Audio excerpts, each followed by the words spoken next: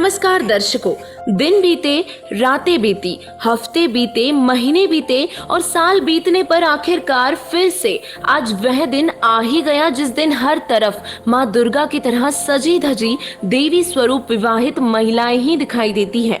जी हाँ दर्शकों, बिल्कुल सही पहचाना आपने। हम बात कर रहे हैं करवा चौथ के व्रत की। भारतीय महिलाओं के लिए ये करवा चौथ का व्रत सबसे महत्वपूर्ण होता है। करवा चौथ का व्रत सभी सुहागन महिलाओं के लिए बहुत ही खुशी का पर्व होता है, क्योंकि ऐसा माना जाता है कि करवा चौथ का व्रत रखने से उनके पति की उम्र लंबी हो जाती है और अखंड सौभाग्य की प्राप्ति होती है। दर्शकों, आज हम आपको इन्हीं सभी प्रश्नों के उत्तर से परिचित करवाने वाले हैं, तो इस वीडियो को अंत तक जरूर देखें और जाने अपने मन में उठे हर सवाल का जवाब हमारे साथ। तो चलिए सबसे पहले बात करते हैं करवा चौथ के इतिहास की। दर्शकों, वैसे तो करवा चौथ की कई कथाएं प्रचलित हैं, लेकिन ऐसी मान्यता है कि ये परंपरा देवताओं के समय से चली आ रही है। कहा जाता है कि देवताओं और दानवों के युद्ध के दौरान देवताओं की विजय के लिए ब्रह्मा जी ने देवों की पत्नियों को व्रत रखने का सुझाव दिया था, जिसे स्वीकार करते हुए सभी देवताओं की पत्नियों ने अपने पतियों के लिए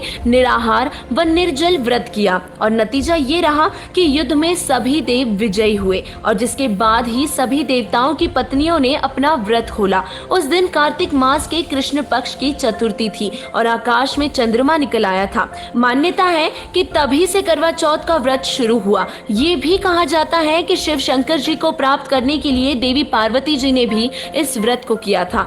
दर्शकों, करवा चौथ का व्रत रखने के बारे में हमने ये कथाएं तो जरूर सुनी है, परंतु इन कथाओं के लिए हम अपने धार्मिक सद्ग्रंथों को नहीं टाल सकते।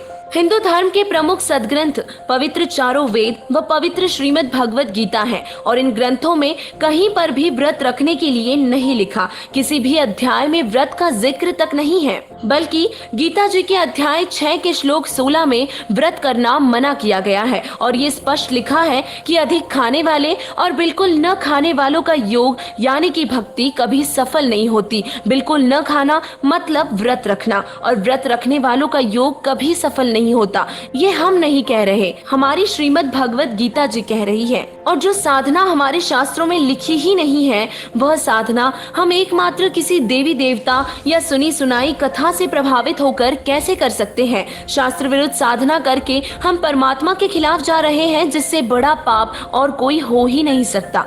दर्शकों, संतों ने अपनी वाणी में करवा चौथ का व्रत रखने वालों के लिए यहाँ तक बताया है कि पढ़े जो करवा चौथ कहानी, तास गधेरी निश्चय जानी, करे एकादशी संजम सोई, करवा चौथ गधेरी होई। अर्थात करवा चौथ का व्रत रखने वाली गधी बनेगी और इसीलिए व्रत रखने से कोई लाभ हो ही नहीं सकता, केवल हानि ही होती है। और जो लोग ये कहते हैं कि करवा चौथ का व्रत रखने से पति की उम्र लंबी हो जाती है, तो हर साल व्रत रखने वाली सुहागन महिलाओं में से बहुत सी महिलाएं विधवा क्यों हो जाती है। इसके अलावा बहुत सी खबरें तो ऐसी आती है जिसमें करवा चौथ के दिन ही सुहागनों को उसके पति की मृत्यु का समाचार मिल जाता है। तो हम आपसे पूछना चाहेंगे कि इस व्रत ने क्या औट लगाई, आखिर क्यों नहीं बचाया उन पतियों को जिनकी पत्नियां दिलो जान से हर साल करवा चौथ का व्रत रखती आई है, परंतु फिर भी विधवा हो गई। इसका जवाब है किसी के पास नहीं है और हो भी नहीं सकता, क्योंकि इस साधना का आधार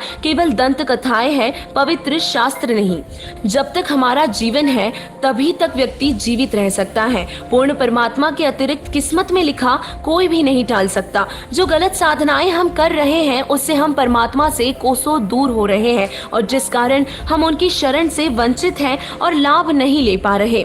हम सबका रक्षक केवल और केवल पूर्ण परमात्मा है, जो न केवल हमारी रक्षा करेगा बल्कि हमें पूर्ण मोक्ष भी देगा। वो परमात्मा कौन है, कैसा है, कहाँ रहता है, ये जानने के लिए आपको जगत गुरु तत्वदर्शी संत रामपाल जी महाराज जी के सत्संग सुनने होंगे, जो प्रमाणों सहित ये सिद्ध करते हुए बताते हैं कि पूर्ण परमात्मा कौन है, कैसा है, कहाँ रहता है और किसने देखा है।